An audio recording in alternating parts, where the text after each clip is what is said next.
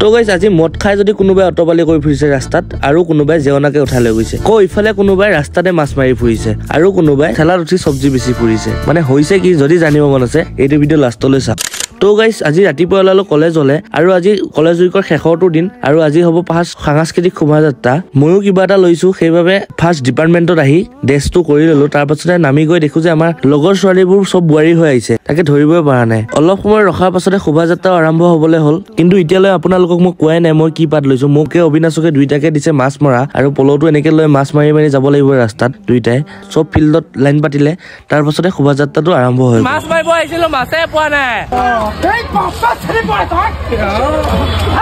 ধুনীয়াকৈ সবে শোভাযাত্ৰাটোত অংশগ্ৰহণ কৰিছিলে আৰু ধুনীয়াকৈ শোভাযাত্ৰাটো শেষো হ'ল তাৰ পাছতে আমি আমাৰ এন্থ্ৰোপলজি ডিপাৰ্টমেণ্ট ছেকেণ্ডো হ'ল তাৰ পিছতে তাত অলপ সময় ৰখাৰ পাছতে আমাৰ অডিটৰিয়ামত দৰা কইনা প্ৰতিযোগিতাও হ'ল